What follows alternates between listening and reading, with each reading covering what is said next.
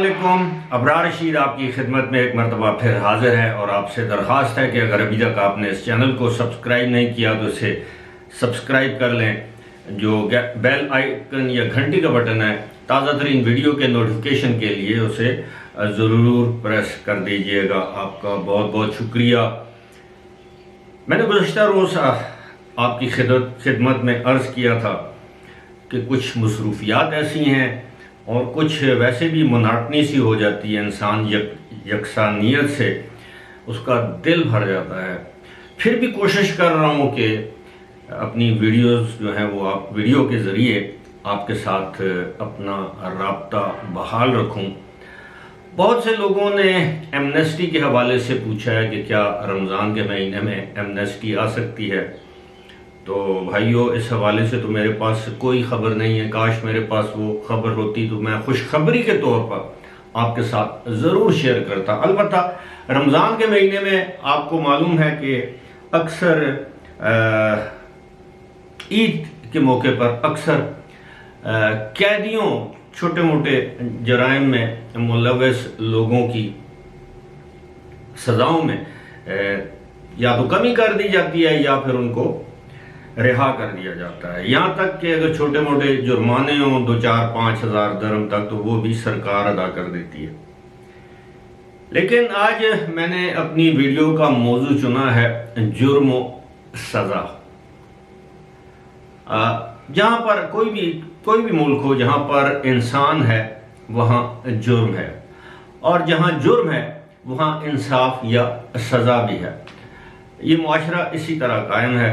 और दुबई जैसे, शारजा जैसे या इवन अबू धाबी जैसे शहरों में इस तरह के जराइम होते हैं जिन्हें बंदा सोच भी नहीं सकता। लेकिन अच्छी बात यह है कि जुर्म करने वाले पकड़े जाते हैं।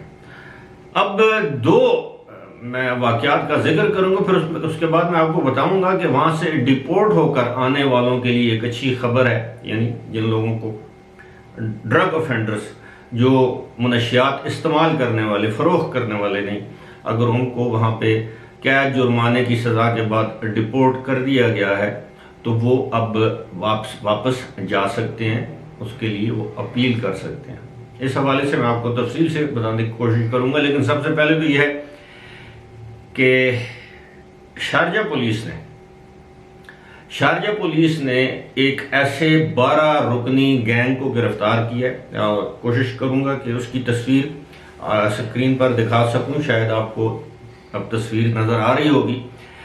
12 रुकनी गैंग को गिरफ्तार किया है। और इस गैंग का तरीका वारदात क्या था कि ये आम लोगों से किसी भी मॉल, शॉपिंग सेंटर में मिलते थे, उनसे कहते थे हमारे पास ये सस्ता टेलीफोन है, और वो टेलीफोन बेचने से बात आगे बढ़ाते बढ़ाते फिर उनको वो सोने के सिक्के दिखाते थे कि ये तारीखी सिक्के हैं, अगर आप चाहें तो हम आपको ये फ़रोख्त कर सकते हैं।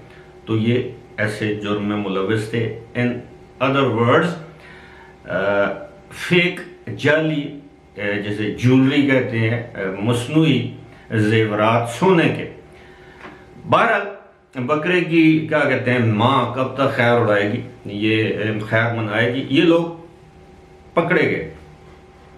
अब इन 12 गैर मुल्कियों की तस्वीर आप देखें तो शायद आपको अंदाज़ा हो सके कि इनका ताल्लुक किस मुल्क से है। मैं जिक्र करना मुनासिब नहीं समझूंगा, लेकिन ज़्यादातर लोगों का ताल्लुक ऐसे ही लगता है कि जनूबी एशियाई ममालिक से है। बस मैं इतना ही कहूँगा। इसके अलावा जनाब, दुबई एयरपोर्ट से एक खातून गिरफ्तार हुई है। उस खातून के कब्ज़े से तकरीबन 5.5 किलो कोकेन बरामद हुई है। गुज़श्ता तकरीबन 2-3 सालों में ये देखा गया है कि दुबई में कोकेन लेकर आने, या यहाँ तक कि शायद मैंने पहले भी आपसे जिक्र किया हो कि अब पाकिस्तान में जो कोकेन या आइस नामी जो नशा है, ये जो आते हैं ये ज़्यादातर दुबई से आते हैं। ये मैं एक मरतबा एक कस्टम के एक ऑफिसर से मेरी मुलाकात हुई। मैं जब बाहर से वापस आ रहा था तो वो 2-3 मुसाफिरों के जो सामान था बड़ी उससे चेकिंग कर रहा था। तो मैंने उससे पूछा, मैंने कहा यार ये इसके हैंड कैरी वो सारा कुछ, ये इसके पास क्या होगा? कहता है आपको नहीं पता, ये सबसे ज्यादा जो कोकेन और आइस आती है ये दुबई से पाकिस्तान आती है। उसने किसी फ्लाइट का नाम नहीं लिया, उसने दुबई का नाम लिया। बहरहाल ये खातून पकड़ी गई और इसकी ज़ाहिर शनाख्त ज़ाहिर नहीं की गई।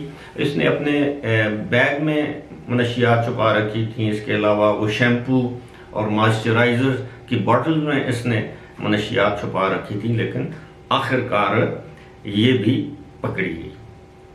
अब आते हैं जनाब उस खुशखबरी की जानब। अल्लाह करे इस खुशखबरी के मुस्तहिक कम लोग हों। वो खुशखबरी ये है कि अब वहाँ की हुकूमत ने यह ऐलान किया है, बेसिकली ये जनवरी में ये कानून लागू हुआ है कि जिन लोगों को, चाहे वो उनका ताल्लुक किसी भी मुल्क से हो, माजी में भी अगर वो मनशियात इस्तेमाल करते थे, मिसाल के तौर पर कोई शख्स जो है वो चरस पीता हुआ पकड़ा गया वहाँ पर, या उसके पास से वो चरस बरामद हुई और पता ये चला कि ये फरोश नहीं करता, ये मनशियात फरोश नहीं है, ये ड्रग डीलर नहीं है, बल्कि खुद इस्तेमाल करता है। अगर उसको कोई किसी भी किस्म की सज़ा हुई है खुद इस्तेमाल करने वाले शख्स को, ज़रूरी नहीं चरस ही हो, किसी भी और किस्म की, और उसको डिपोर्ट कर दिया गया, तो अब उसके पास ये अपील का हक है कि वो दोबारा यूएई जा सकता है, चाहे उसके ख़ानदान वाले वहाँ पर हों या ना हों, और वहाँ पर वो अपील कर सकते हैं अपने किसी भी वकील के ज़रिए, अजीज़ रिश्तेदार के ज़रिए। तो ये जो है ना, अब मैंने यही सोचा है कि आजकल इतनी ज़्यादा खबरें नहीं हैं यूएई के हवाले से, तो रोज़ाना एक दो खबरें जुर्म और सज़ा के हवाले से आपके साथ शेयर कर दिया करूँ। फिलहाल इसी के साथ मुझे दीजिए इजाज़त। खुदा हाफिज़।